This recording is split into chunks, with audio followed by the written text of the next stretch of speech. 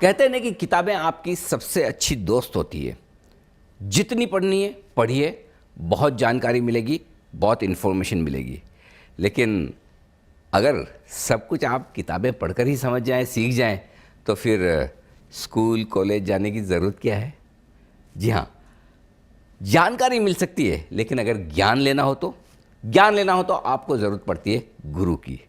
और वो भी ऐसे गुरु जिन्होंने न सिर्फ अपनी अच्छी खासी पढ़ाई की है, बल्कि पूरा अनुभव आपके सामने वो रखते कि उन्होंने क्या सीखा है, कैसे सीखा है, और उनकी जो कुछ भी सीख है उनसे आप कैसे सीखें। जी हाँ, इक्विटी गुरुकुल में हम हर हफ्ते आपको मिलवाते हैं ऐसे ही कुछ खास गुरुओं से जिन्होंने वाकई में बाजार में काफ़ी कुछ सीखा है और वो सीखकर आपको सिखाने के लिए तैयार है। और हमारे साथ हैं मोतीलाल ओसवाल फाइनेंशियल सर्विसेज के चेयरमैन और जॉइंट फाउंडर रामदेव अग्रवाल साहब। रामदेव सर, स्वागत है आपका जी बिजनेस पर। इक्विटी गुरुकुल में आने के लिए बहुत बहुत शुक्रिया। ये वाकई में ऐसी पाठशाला है हमारी जहाँ पर मैं नाम लेता हूँ कि हम दर्शकों को बता रहे हैं, सिखा रहे हैं कि बाज़ार के गुरुओं से आपको क्या सीखना चाहिए। लेकिन एक्चुअली और स्पेशली आपके साथ जब हूँ तो एक्चुअली मैं खुद सीखने आया हूँ कि आपसे जब जितनी बार मिलता हूँ मुझे कुछ ना कुछ नया सीखने को मिलता है। 40 साल आपको होंगे मेरे ख्याल से। 1980 से शुरुआत की थी आपने? 1980 से। और जितने गुरुओं का अब तक मैं इंटरव्यू कर चुका हूँ उसमें सबसे बड़े आप हैं जिन्हें 40 साल इस बाज़ार में हो गए। 40 साल बाज़ार में रहने के बाद कभी बोर नहीं होते आप? यही एक पैशन है और उस पैशन का एक्चुअल में सबसे लकी मैं हूँ क्योंकि मेरा पैशन मेरा प्रोफेशन बन गया। तो मतलब 24/7 भी स्टॉक मार्केट का एक्चुअली मैं मोती को बोलते रहता हूँ कि बॉस ये सब थोड़ा मीटिंग और कम कर, मेरा थोड़ा मतलब डेटा और इसके ऊपर काम करने दे। You know I still want to read the balance sheet, I still मतलब अभी भी मैं चाहता हूँ कि कोई नया ट्रेंड पकड़ें, नया कोई पुस्तक से कोई नए तरीके से कंपनी देखने की ये करें, क्योंकि शेयर बाजार एक अथाह है। मतलब यानी जिसको दिखता है उसको दिखता है, वही कंपनी किसी दिखती है किसी नहीं दिखती है। यू नो इन्फोसिस किसी को दिख गया तो 94 में जैसे संजय भट्टाचार्य अपने थे वो उनको बिल्कुल 94-95 में वो जापान से होके आया तो उनको 100 करोड़ में वो कंपनी दिख गई जो अब लाखों करोड़ की हो गई है ना। उनको उस समय समझ में आ गया इसका फ्यूचर बहुत भयंकर है, तो वो अभी तक लेके बैठे हैं 20-30 साल तक। और जैसे मेरे को 95-96 में HDFC बैंक का समझ में आ गया कि ये बहुत बड़ा बैंक बनने वाला है और उसी कारण से उसमें से हमने काफ़ी पैसे कमाए। तो क्या होता है कि it's all about what you can see, मतलब बाज़ार में क्या दिख सकता है आपको, और फिर आपको उसमें कन्विक्शन आ जाए, और फिर पेशेंस कि भाई अच्छा ये पेशेंस जो धीरे धीरे डेवलप होता है। शुरू में जब हम चालू किए 87 में तो लाइक भैया खरीदे 30 रुपये 35 रुपये में 50 रुपये भाव गए, बहुत हो गया, बेच बाजार नखेगा, डबल से पूछने का नहीं कौन सी कंपनी खरीदे क्या खरीदे।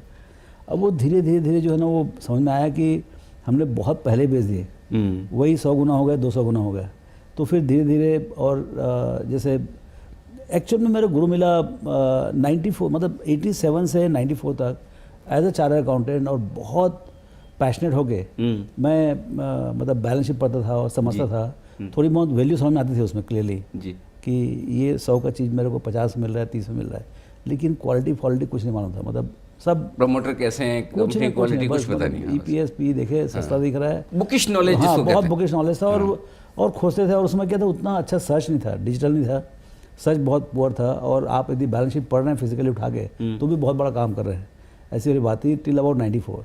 फिर हमको बफेट साहब का इंट्रोडक्शन हुआ, मतलब उसके बैलेंस शीट मिला, पढ़े हमने, तब जाके आंखें खुली कि भाई आपको भी गुरु चाहिए।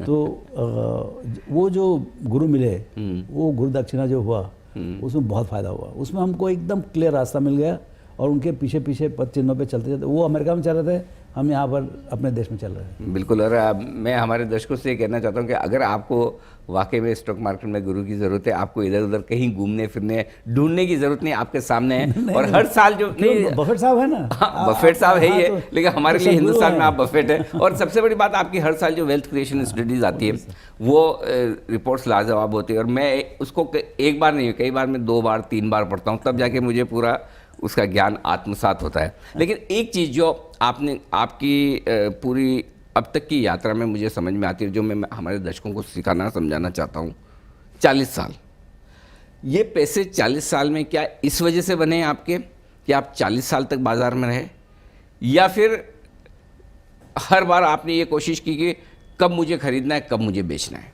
अरे इसमें तो मैंने 1 मिनट भी खराब नहीं किया। पता नहीं कहाँ समझ में आ गया था कि एक तो पहली बात क्या, देखिए आदमी का स्टार्ट कहाँ, एक तो हम तो सुपर ज़ीरो है चालू करने में, मतलब शुरू में कुछ नहीं था तो हमको पूरा सीखना था।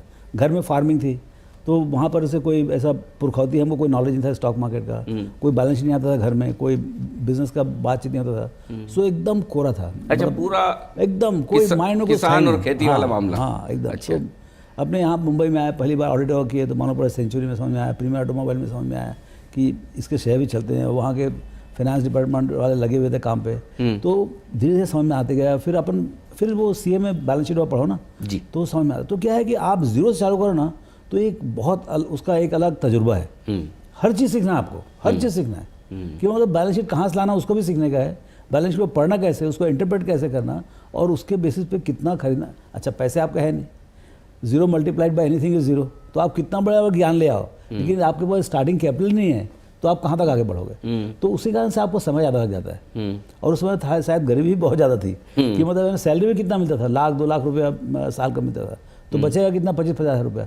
अभी तो अच्छे बच्चों को 25-50 लाख रुपए स्टार्टिंग मिलती है। राइट। तो यदि वही उम्र में 25-27 साल की उम्र में जो ब्राइट बच्चे हैं जिनको शेयर बाजार में करियर बनाना है, वो तो पहले साल ही 10 लाख रुपए रहेगा उनके पास में, जो हमारे पास 10 लाख रुपए 5 साल के कमाई करने के बाद आया होगा। तो एक तो मतलब आप कितने पैसे से चालू करते हो और उसके ऊपर कितना आप मेहनत करते हो। मेहनत तो बहुत करनी पड़ती है शुरू में, मतलब बेतोड़ मेहनत करनी पड़ती है क्योंकि आपको कुछ भी नहीं मालूम है। और सीखते कैसे हो आप, जैसे जैसे आपको मार पड़ती है, समझे ना, मार पड़ने सीखते हो और जो बढ़ता है जहाँ सही होते हो वहाँ पर डबल ट्रिपल भी होता है, तो उससे आपको एक लालच भी बढ़ती है, डर भी आता है, लालच भी आती है। और वो फिर वो डर, अच्छा क्या होता है, जैसे जैसे आपको कॉर्पस बढ़ते गया, आपका पोर्टफोलियो बढ़ते गया, अब जैसे हजारों करोड़ हम चला रहे हैं तो इसमें लॉस भी मतलब छोटा से छोटा लॉस भी 200-400 करोड़ रुपये हो जाता है। अब उस समय छोटा पैसा मतलब लाख रुपए में लॉस भी हो तो क्या 2-4-5 हज़ार रुपये का लॉस होता था। तो क्या है, जैसे जैसे तो अब क्या है, अब लॉस करने की हिम्मत खत्म होती जा रही है क्योंकि अब लॉस का साइज बड़ा होता है। तो अब हम ऐसे देख रहे हैं कि एकदम फुल लॉस मत हो। यदि लॉस नहीं लेंगे आप तो प्रॉफिट भी थोड़ा कम ही होगा। करेक्ट। कहीं कहीं आप रिस्क कम लेंगे तो रिटर्न भी कम आएंगे। हाँ, थोड़ा सा कम होगा। सो लेकिन क्या है कि आपको ये समझना बहुत ज़रूरी है, जो अभी हम सीख ही रहे हैं, अभी मिस्टेक्स होते जाते हैं कि मतलब कहाँ नहीं जाने का। अच्छा, क्या नहीं खरीदना, क्या नहीं खरीदना है, क्या नहीं करने का, है ना। सो जैसे management with a bad integrity, मतलब जो बदमाश मैनेजमेंट है, पहले मैं लगता था यार ये धंधा कर लिया, पैसा कमा लिया तो पी मल्टीपल थोड़ा कम ज़्यादा रहेगा लेकिन अपन जीतेंगे उसमें करके, ऐसा मेरा समझ था। लेकिन आखिरी में अब समझ में आ रहा है जो इस बार का वेल्थ कि भाई बदमाशों के साथ आपका उद्धार नहीं है। अच्छा, कहीं कहीं ले आकर गड्ढे में डालेंगे उनको। तो ये अब वो उसको भी प्रैक्टिस करना अपने आप में मतलब है ना, टाइम लगता है। तो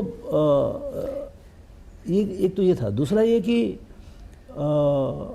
ये बाजार का टाइम जो है, ये जो बाजार ऊपर नीचे होता है, सबसे बड़ा मिराज है। ये चीज़ मैं आपसे समझना चाहता हूँ क्योंकि आपने 40 साल में क्या देखा, बहुत ऊपर भी हुआ होगा, बहुत नीचे भी हुआ होगा। एक अच्छा क्या था कि 2000 तक जो है ना इतना इंडेक्स आई नहीं, इतना तो कैलकुलेशन पॉसिबल था। मैं मेरे ख्याल से 2002-2003 तक तो मतलब ये आपका पोर्टफोलियो कितना बढ़ा और बाजार कितना बढ़ा घटा एक मालूम ही नहीं पड़ता था क्योंकि एक जगह पोर्टफोलियो होता ही था और बिखरा हुआ था। यहाँ पर 10 शेयर, यहाँ 100 शेयर, यहाँ पर 200 शेयर, 100-200 कंपनी होती है। 95-96 में पहली बार मैं अपना खुद का पोर्टफोलियो 225 कंपनी से कम करके 15 या 16 कंपनी किया। 225 कंपनी? हाँ, आपके पोर्टफोलियो में? हाँ, उसको मैंने कम करके 15 किया, समझे ना, एकदम क्लीन करके। तो एटलीस्ट एक जगह वैल्यूएशन आने लगा। दूसरा ये कि उस समय रोज डायनेमिक वैल्यूएशन नहीं आता था। राइट। आपको फिजिकली जाके शीट में पैसा मतलब हाँ, बहुत मेहनत का काम होता था वो। हाँ, मेहनत का काम होता तो मिलता नहीं था, तो यू आर नॉट बॉदर्ड। लेकिन वो बहुत जरूरी था, वो पॉजिटिव था कि भाई आप इतना ज़्यादा चिंता मत कर अपने पोर्टफोलियो वैल्यूएशन कि बाजार इतना बढ़ गया, मैं कहाँ रह गया, यू नो। सो बाजार की चिंता मत करो, अपने पोर्टफोलियो की चिंता करो कि भाई आप कंपनी कैसी खरीद रहे हो, क्या भाव में खरीद रहे हो, उसकी चिंता ज़्यादा करो।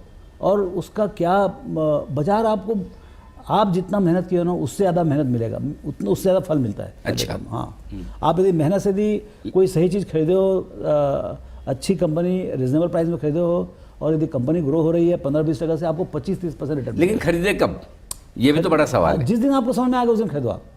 भाई हर कंपनी अलग अलग स्टेजेस में है। ऐसा नहीं है कि सब कंपनी टॉप में है और सब कंपनी बॉटम में, ऐसा तो नहीं होता। भाई आज यदि इन्फोसिस, TCS बहुत बड़े हो गए हैं तो बहुत छोटी कंपनीज भी चालू हो रही हैं। आज यदि मान लो HDFC बैंक, कोटक बैंक सब लाखों करोड़ के हो गए हैं, 5-5, 7-7, 8-8 लाख करोड़ हो गए, तो छोटे बैंक भी चालू हो रहे हैं। एकदम ब्रांड न्यू लाइसेंस अभी 1-2 साल पहले भी मिला हुआ है, जो अभी जस्ट देयर ओपनिंग डोर्स, अभी तो ब्रेक इवन नहीं हुए हैं या ब्रेक इवन हो गए तो 1500, 200, 500 करोड़ कमा रहे हैं। तो ऐसे नए बैंक भी हैं। तो आपको ये देखने का है आपको कौन सा बैंक लगता है कि यहाँ से 10, 20, 25 गुना हो सकता है। और जिस दिन वो समझ में आ जाए कि भाई आपकी जो थ्योरी डेवलप होनी चाहिए ना कि भाई कहाँ पर आपको लगता है कि पैसे बनने वाले हैं, करेक्ट, समझे ना। और कौन कमाने वाला है, आप आंख में देख के देखो कि भाई कौन कंपनी कमाने वाला है। यदि कंपनी 10 अगले 10, 15 साल, 20 साल में यदि 10 गुना कमाया, कोई माई का लाल रोक नहीं सकता कि आपका 10 गुना पैसा ना हो। या तो 8 गुना होगा या 12-15 गुना होगा, कई बार 20-30 गुना भी आता है। तो हमें ये सिंपल है, आपको जितना स्पीड से आपका प्रॉफिट बढ़ेगा अंडरलाइंग कंपनी का, उतना स्पीड से आपके रिटर्न आएगा। तो बाजार की चिंता ही मत करो आप अपनी कंपनी की चिंता करो, क्योंकि बाजार बहुत कॉम्प्लेक्स है, बहुत बड़ा है, बहुत सारे नॉइज आते हैं। आज ट्रम्प का ये कर दिया, चाइना ने ये कर दिया, उसने कर दिया, उसने कर दिया, उसकी चिंता मत करो, उसमें हम पागल ही रहेंगे। हम ये देखें हमारे पोर्टफोलियो में 15-20 कंपनी जो है या नई एक कंपनी लानी है, वो उसमें ज़्यादा मेहनत करें। एक जो चीज़ मैंने आपसे सीखी और कई बार मैंने ऑब्जर्व की, कई बार जब आप इंटरव्यू के लिए आते हैं तो इंटरव्यू के पहले या बाद, अच्छा आज बाजार कितना है, कैसा है, या कितना निफ्टी आजकल कितना चल रहा है, ये आपको पता ही नहीं होता। तो अभी मेरे पता नहीं है, आप एक तरफ अप्रॉक्सीमेटली मेरा मालूम है। एक तरफ आप है ना 24/7 मार्केट को जीते हो, और दूसरी तरफ इंडेक्स देखते ही नहीं। ये दोनों में ऐसा मतलब कैसे कर सकते हैं? मतलब यहाँ तो हमारे लोग ऐसे हैं, सारे दर्शक, वो रात को डाउ को सुलाने के बाद सोएंगे और सुबह उठकर निक्के को उठाएंगे, भाई चलो मार्केट खुल। तो आप ऐसे कैसे मैनेज करते हैं? नहीं भाई, मेरे पास जो है, मेरे पास जो कंपनी है वो कंपनी को मेरे को देखने का, भाई मेरे पोर्टफोलियो में जो है मेरा पोर्टफोलियो अच्छा कर रहा है नहीं कर रहा है। मेरे पास 20-22 कंपनी होती है, उससे ज़्यादा होती नहीं जी। वो 20-22 कंपनी मेरा उधार करने वाली है। बाकी दुनिया में अच्छा बाजार मान लो 1000 कंपनी, तो वो 980 कंपनी तो मैं शॉर्ट हूँ या मेरे पास नहीं है। वो 980 में दिवाली दशहरा होता है तो मेरा क्या फ़ायदा? राइट। तो इंडेक्स से डायरेक्शन पक्का मालूम पड़ता है कि बाजार अच्छा है खराब है करके, लेकिन वो मतलब वो उसका खुशी मना के बहुत ज़्यादा फायदा नहीं है। आप अपने पोर्टफोलियो पे ध्यान रखिए और आप अपना अच्छा पोर्टफोलियो करेंगे तो over a period of time बहुत अच्छा होता रहता है। पोर्टफोलियो में जनरली आप जो फोकस करते हैं वो सबसे ज़्यादा क्वालिटी पर। एक चीज़ आपने कहा कि अगर मैनेजमेंट की क्वालिटी खराब है तो अच्छा बिजनेस और अच्छा मैनेजमेंट, मतलब क्वालिटी अच्छा बिजनेस और अच्छा मैनेजमेंट, ये तो हो गया ना। मैं तो बोलता हूँ एक्चुअली में कई बार तो भाव भी नहीं रखो ना तो भी सही रहता है, मतलब 90% काम हो गया आपका। ये दोनों सही है ना, अच्छा मैनेजमेंट और अच्छा बिजनेस, ये दोनों हो गए ना। और 10 साल तक अच्छे रहे या 20 साल तक, अच्छा जनरली अच्छा ही रहता है, खराब नहीं होते। तो यदि वो अच्छे रहे है ना, तो आपके पैसे तो बनेंगे। अब 5% से बना, 10%, 20% से बना, वो उस कंपनी के ग्रोथ के ऊपर डिपेंड करता है और क्या भाव में खरीदे उसके ऊपर डिपेंड करता है, समझे ना। तो यदि अच्छा कंपनी, अच्छा मैनेजमेंट, थोड़ा रीजनेबल प्राइस, कोई भी चीज़ आप खरीदे जा रहे हैं, इन्वेस्टिंग है, रीजनेबल प्राइस में खरीदे। ऐसे बहुत सस्ता भी खरीदने की जरूरत नहीं, कभी मिल गया बहुत सस्ता तो आपकी किस्मत की बात है। 40 साल में कम से कम आपको कितनी बार सस्ता मिला होगा? मार्केट ने 50, 70% के करेक्शन कितनी बार दिया आपके करियर में? भाई हमारे तो कितने बार पिटाई हुई ना। जैसे 0 टू मतलब हम 90 में चालू किए 1 करोड़ था, 90 में 0 था, एक आध 2 लाख था। वो बढ़ के जो है 92 में हर साल मतलब बुलन में 30 करोड़ हो गया। 30 का 10 वाला जो है बढ़ के 2000 में 100 वाला वापस 30। अच्छा, क्रैश में 70% नीचे। हाँ, फिर 30 से 550 2008 में, और 550 से 250। वो 250 वाला भी जो है ना 16-17 तक पहुंच गया। तो ये आपके पैसे तो सीधे स्ट्रेट लाइन में बन ही नहीं सकते। यदि कोई आगे ये बोलता है तो उससे बड़ा झूठेला कोई मिलेगा नहीं। आप जान कर लो, ठीक बात है। हालांकि मैं चाहता हूं कि मेरे को बिना खरोच आए, ड्रॉ डाउन बिल्कुल ना हो, वैसा ऐसा सपाट चलते रहे ऊपर 45 की डिग्री में, वो नहीं हो सकता है, वो हो ही नहीं सकता है। तो लेकिन जब इतना तेजी से गिरे, करेक्शन दिखे, तो क्या वाकई में उस वक्त हमारे रिटेल इन्वेस्टर्स को खरीदने की हिम्मत, ताकत रहती है क्या? और नहीं है तो उस समय कैसे जुटाएं वो ताकत? नहीं, खरीदने की बात नहीं है। देखिए आपके पास पोर्टफोलियो हमेशा रहता है, हाँ, मतलब हमारा तो 100% रहता है। हमको कैश जब में भी- होते ही नहीं आप। कैश में होते ही नहीं, या तो कोई कहीं से कैश आया डिविडेंड और आ जाए 10-20 करोड़ का, तो उसमें आप खरीद लो, और या फिर कुछ पुराना जिसमें कुछ ज़्यादा पैसा बन गया है या हमको बेचने का है, खराब है कोई कारण से, उसमें स्विच करने का है, तभी जाके हमको वो नए स्टॉक के लिए जगह बनता है। तो एक बार पोर्टफोलियो बना दो और फिर नया उसको- ढूंढते रहो इसको। हाँ, अच्छा बाजार बहुत गया तो दुखी तो हम भी होते हैं ना, ऐसे थोड़ी दुखी नहीं होंगे, लेकिन दुख सहना ही पड़ता है, हम्म, ये पार्ट ऑफ द लाइफ है। बिल्कुल। लेकिन बेचने का डिसीजन आप कब और कैसे लेते हैं? बेचने का भी क्या है, ऑटोमेटिक टाइप का, इन द सेंस कि बहुत ज़्यादा वैल्यूएशन हो जाए। दूसरा एक एक्चुअली मेरा ज़्यादा बेचने का डिसीजन होता है नया आइडिया आता तब, अच्छा। क्योंकि देखिए पैसे तो है नहीं हमारे पास, पैसे तो वही जो है वो है, पुराने जो चल रहे हैं वो, है ना। आज के दिन में यदि आप बोलोगे, मतलब आप जैसे रेलवे कोई, देखिए आइडिया कहाँ और कब आएगा कुछ मालूम नहीं पड़ता है। जैसे आप एयरपोर्ट में बैठे हो या कोई पार्टी में गए हो, कोई पिकनिक कहीं पर हॉलीडेज में गए हो, कोई आदमी मिल के बाजू में बैठता है, वो कहानी समझाता है, समझ में आता है, समझे ना। अब वो कोई इवन अब वो कहानी समझ में आ गई है, बहुत हमको लगता है यहाँ तो QGLP चारों है, हाँ, साक्षात है भगवान का, समझे ना। वो मतलब चल के आता है आइडिया, अब वो हो गया, अभी अब खरीदने का है, और खरीदने का तो कैसे खरीदेंगे, तो करो जगह बनाओ फिर, तो क्या, या तो फिर ट्रिम करो पूरा पूरा, या कोई ज़्यादा बहुत सक्सेसफुल हो गया हो, जो 5% खरीदे थे 7-8% हो गए, तो उसको चलो भाई आधा % निकाल दो वहाँ से, हाँ, ठीक। या कोई यार ये 25वां कंपनी हो रहा है, इसको निकालो दूसरा लेके आओ, इस टाइप का। सो कोई कारण से I have to create a space existing portfolio में, और उसी कारण से सेल होते हैं। तो सेल होते 2 कारण से, या नहीं चल रहा है इसके लिए, बहुत ख़राब हो गया है, मतलब जो हमारा एक्सपेक्टेशन था उसके हिसाब से परफॉर्मेंस नहीं आ रहा हो।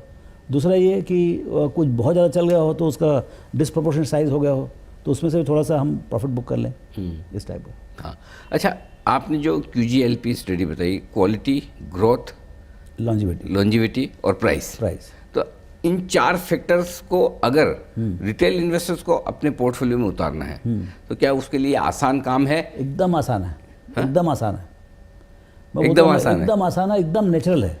ये कोई बहुत थीटा गामा बीटा कुछ अल्फा नहीं है, बीटा जैसा नहीं है। कुछ नहीं, अच्छा कंपनी, अच्छा मैनेजमेंट, समझे ना, ये हो गया आपको क्यू। ग्रोथ होना चाहिए, क्योंकि बिना ग्रोथ के बराबर, बिजनेस life तो आगे बढ़ेगा नहीं तो ही फायदा है ना, ग्रोथ। फिर लंबे का ग्रोथ का सोचो आप।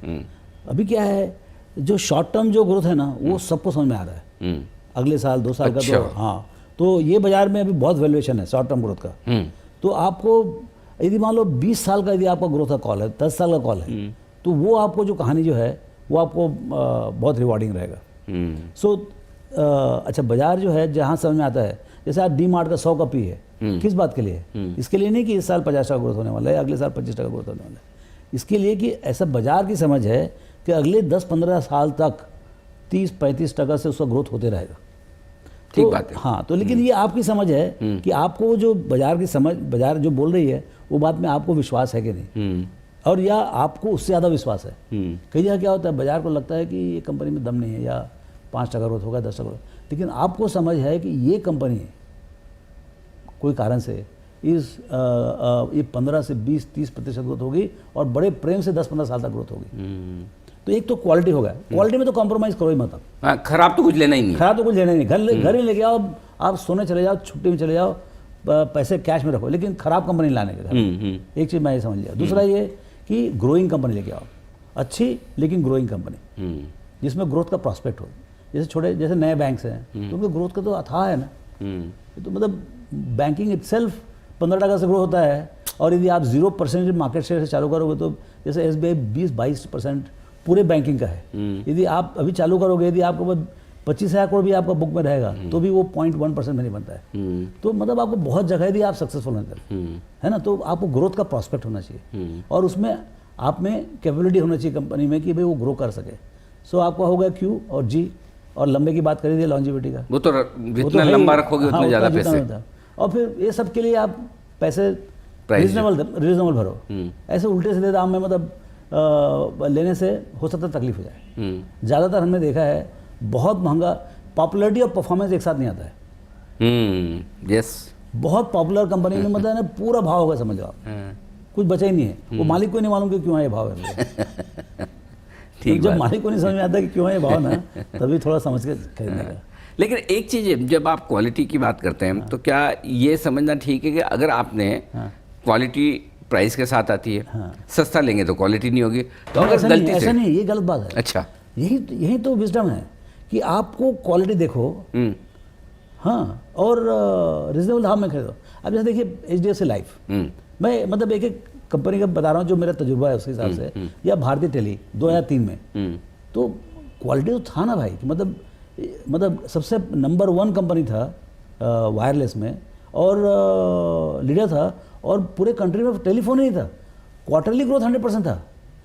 अब इस टाइप की सिचुएशन में आपको 5,000 करोड़ में पूरी कंपनी मिलती थी, 25 रुपये भाव था, और 2,000 करोड़ का इक्विटी था, 5,000 करोड़ में पूरी कंपनी मिलती थी। अगले 5 साल में कंपनी ने कमाया 30,000 करोड़ रुपये, माय गॉड, और शेयर का दाम क्या हो गया, 50 गुना बढ़ गया। तो ये जो कहीं कहीं दिखता है, अच्छा हर चीज़ हर आदमी नहीं दिखेगा। आप यही किस्मत में रहो कि साल में एक आध पुछल तारे दिखते रहे आपको। ठीक बात है। मतलब आपका फ्रेमवर्क तो सेट होना चाहिए। आप क्या देखिए, बाजार में क्या है, 10 लाख लोग हैं ना, 10 लाख तरीके हैं पैसे कमाने के। मैं अपने तजुर्बे से बता रहा हूँ कि मेरे लिए क्या काम करता है। मेरा दिमाग किधर शांत रहता है कि भाई मेरे को क्वालिटी दिखे ना तो आई एम इंटरेस्टेड। और आमतौर पर जो इन्वेस्टर्स जिन्हें तजुर्बा कम है, समय कम है, समझ कम है, फिर उन्हें कैसे पैसे बनाने हैं बाजार में? या तो वो खुद ही मेहनत कर लें, और या फिर पैसे हमको दे दें। दूसरा तरीका ज़्यादा आसान लगता है, जो मैं भी करता हूँ। नहीं, वो तो आसान है क्योंकि हर आदमी का अपना प्रोफेशन है। आपको हम लोग को इंटेलिजेंस फुर्सत नहीं है, तो कंपनी वालों को देखेगा। सही बात। सी कोई कंपनी कंटिन्यूस खोज करते रहे ना, नया ट्रेंड देखते रहे। जैसे अभी आया तो मैं रुचि शर्मा को सुन रहा था 1 घंटे का, कि भाई नए ट्रेंड क्या क्या है, कोई एक आध ट्रेंड तो समझ में आ जाए जिसके बेसिस पे हम कुछ आइडिया बनाएं। तो ये क्या है कि मतलब ये कंटिन्यूस सर्च है, कहाँ से आपको क्लिक होगा। हाँ, कहाँ से क्लिक होगा। अच्छा, आप अलग ढंग से करेंगे ना, तो ही आके आपको नया आइडिया मिलेगा। आइडिया नया खोजना जल्दी अर्ली स्टेज में या तो और अच्छा है, मेच्योर हो तो भी चलेगा, वो थोड़ा कम रिटर्न आएगा। लेकिन क्या है, आइडिया कंसेप्चुलाइज करना वो कहीं भी मिल सकता है आपको। आपको ट्रेन में जा रहे हैं, बस में जा रहे हैं, दोस्तों से बात कर रहे हैं, कोई टेलीविज़न देख रहे हैं, कोई एडवर्टाइजमेंट देख रहे हैं, कहीं समझ में आ जाए, कोई पुस्तक पढ़ रहे हैं। मेरे को पुस्तकों से बहुत आइडिया मिला, पढ़ कर वाकई में। हाँ, एक दो पुस्तक पढ़ो तो कुछ ना कुछ आइडिया मिलता है। हाँ, ठीक बात है। तो 2 चीज़ें सबसे खास, पहला, अगर आपको कोई भी शेयर खरीदना तो उसकी क्वालिटी बहुत बढ़िया होनी चाहिए, क्वालिटी कंपनी की, क्वालिटी मैनेजमेंट की, और दूसरा ग्रोथ। अगर ये 2 फॉर्मूला आपने लगा दिए तो फिर उसके बाद आपको जितने लंबे समय तक रहेंगे उस कंपनी में उतना आपको रिटर्न मिलेगा। और बस ठीक है, बहुत सस्ता ना भी मिले तो कोई बात नहीं, बहुत महंगा ना खरीदें। अगर इतना फॉर्मूला लगा देंगे तो आपको हिंदुस्तान के बाजारों में वेल्थ बनाने से कोई रोक नहीं सकता। ये ज्ञान मिला है आज हमें रामदेव अग्रवाल साहब से। एक चीज़ और, जी सर। यदि आप गलत हो गए जी, गलत भी हो सकते हो आप। यदि क्वालिटी सही है, मैं क्यों बोलता हूँ क्वालिटी जरूर है, यदि क्वालिटी है तो आपको एग्जिट है, आगे पीछे कभी न कभी हाँ, मौका मिलेगा। 10-20% नीचे बाहर निकल सकते हैं, जीरो नहीं होगा आपको पैसा। सही बात है। तो वो बहुत जरूरी है कि भाई आपको प्लान भी होना चाहिए कि भाई कुछ एक एग्जिट है। भाई गलती हो गया, गलती तो होने ही वाला है, वो भी पक्का है, गलती होगा तो भी आपको लाइफ सेफ है सर। बिल्कुल, बहुत बहुत शुक्रिया सर आपका हमारे लिए वक्त निकालने के लिए। और मैं उम्मीद करता हूँ कि हमारे दर्शकों को आज वाकई में इक्विटी गुरुकुल में आपसे बहुत कुछ सीखने और समझने को मिला होगा। तो आज के इक्विटी गुरुकुल में इतना ही, मिलेंगे आपसे फिर से। नमस्कार। आइए अब सुन लेते हैं कि निवेशकों को निवेश करते वक्त किन बातों को ध्यान में रखना चाहिए और किन से बचना चाहिए। क्या करें? शेयर की डिलीवरी, फंड ट्रांसफर में गड़बड़ी होने पर शिकायत जरूर करें। डीमेट या फिजिकल जिसमें ट्रेड करना है, ये ब्रोकर को जरूर बताएं। किसी भी मामले का निपटारा हो तो रीजनल इन्वेस्टर सर्विस सेंटर में शिकायत करें। क्या ना करें? गैर पंजीकृत ब्रोकर के साथ सौदा ना करें। शर्तें एवं नियम जानने के बाद ही कागजात जमा करें। अफवाहों और टिप्स के आधार पर ट्रेडिंग ना करें।